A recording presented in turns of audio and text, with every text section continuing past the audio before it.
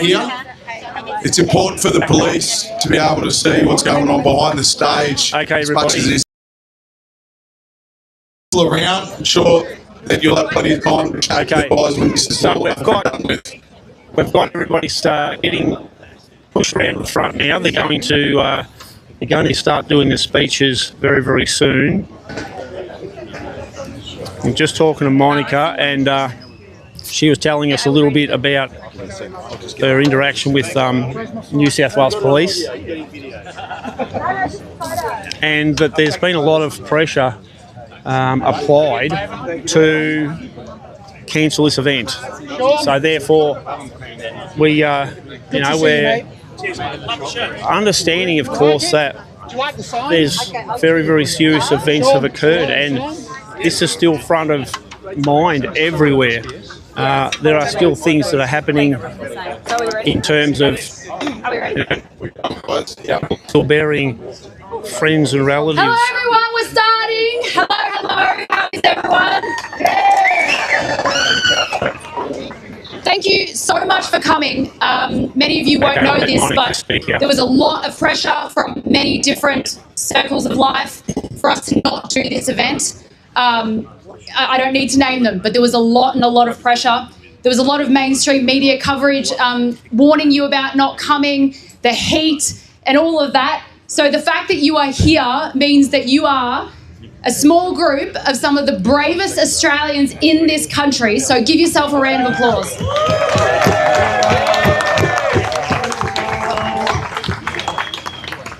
The thing is if we're going to live in fear, we wouldn't be here. If we're going to live in fear, we're never going to go anywhere. After what happened in Bondi, if we lived in fear, we would never leave our houses. And that is not a kind of country we want to live in, is it? If we lived in fear, we would never leave our houses. And that is not a kind of country we want to live in, is it? No. Now, I'm going to risk something here because it is a reasonably small... The internet, that is why they want to stop us on the internet like what they're doing in the UK. So, when I do these chants, there's only going to be 4. It's going to take us 1 minute. Please use all the energy that you have for these chants so the rest of the world can see that we have a group of very courageous Australians, and there's 20 or 30 more people that represent every single one of you at home, hopefully more. So, the first one's going to be a doozy. I'm going to say it, and you're going to respond, and we're going to do it 4 times each slogan, all right? 1, 2, 3.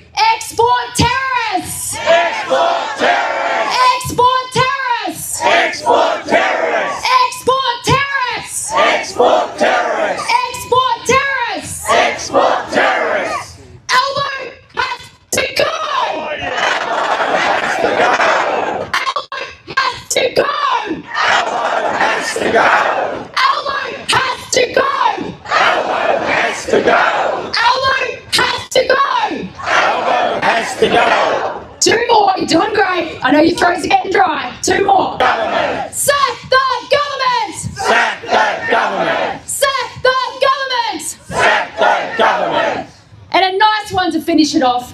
Put Australia first! Put Australia first! Put Australia first! Put Australia first! Put Australia first! Put Australia first! Put Australia first! Put Australia first! And the last thing, well done everybody. Well done. The last thing I'm going to say before I hand over to the MC for today's event is that in times like this, it can be very easy to feel hopeless and to despair and to be scared. But I know most of us, many of us, are God-fearing people. And even if you're not, it doesn't matter, because God always wins in the end. Always. And good always wins in the end. Always. So the best thing that you can do in this moment in time is to trick your mind to not be fearful and to not fall for that, because they want you to be scared and they want you to stay home, and obviously you're not going to do that.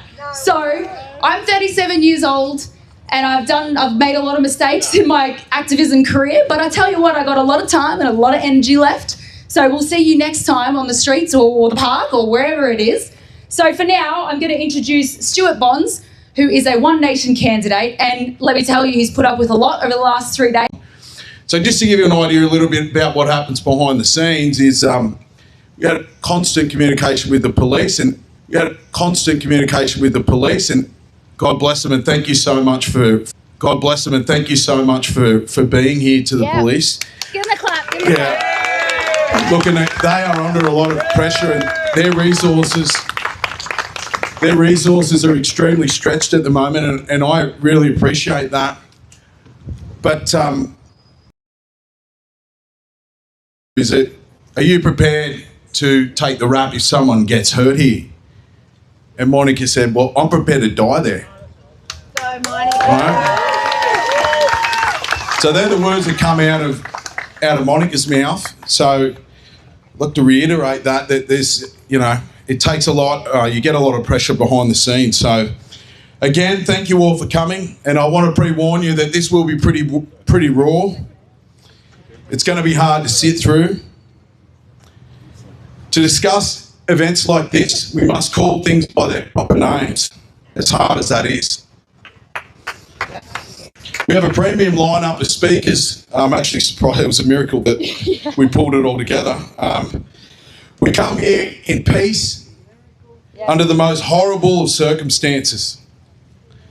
As we did only 4 weeks ago, when we sent a message to the government on the steps of Town Hall that this mass immigration experiment was going to end in disaster.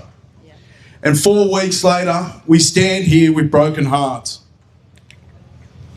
You'll have to bear with me as I had tears streaming down my face, reading the tributes as I was trying to find adequate words to describe what happened at Bondi. Our fellow Australians are dead. Terrorist attack in Australia.